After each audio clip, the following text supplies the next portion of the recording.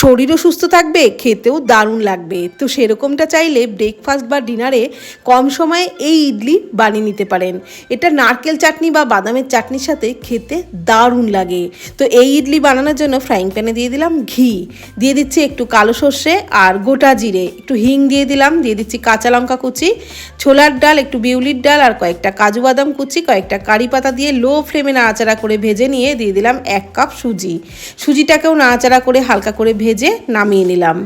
এবার ওই ভেজে নেওয়া সুজির মধ্যে যতটা সুজি নিয়েছিলাম ততটাই টক দই দিলাম, পরিমাণ মতো লবণ, অল্প ধনেপাতা কুচি আর অল্প জল দিয়ে সমস্ত কিছু ভালোভাবে মিশিয়ে 10 মিনিটের জন্য ঢেকে রাখবো।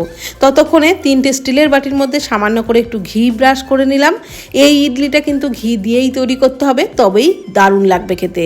এইবার ওই সুজির ব্যাটারটা 10 মিনিট পর অনেকটা ঘন হয়ে গেলে সামান্য একটু জল আর একটু বেকিং সোডা দিয়ে খুব ভালো করে ফেটিয়ে নিলাম। এইবার ওই ঘি মাখানো বাটিগুলোর মধ্যে 2টো করে কাজু দিয়ে দিলাম, তার উপর থেকে ওই ব্যাটারটা দিয়ে বাটিগুলো রেডি করে নিলাম। তবে ফুল বাটি কিন্তু দিইনি, হাফ বাটি করে ব্যাটারটা দিয়েছি। কড়াইয়ে অল্প জলের মধ্যে একটা ছিদ্রযুক্ত থালা বসিয়ে তার উপরে বাটিগুলো বসিয়ে ঢাকনা চাপা দিয়ে ঠিক 10 মিনিট মতো ভাপিয়ে নিয়েছিলাম। তাতেই কিন্তু এই ইডলিগুলো একদম রেডি হয়ে গেছিলো। ঠান্ডা করে বের করে নিলাম, উপর থেকে ঘি ছড়িয়ে বাদাম চাটনির সাথে পরিবেশন করি, খেতে অসাধারণ লাগে।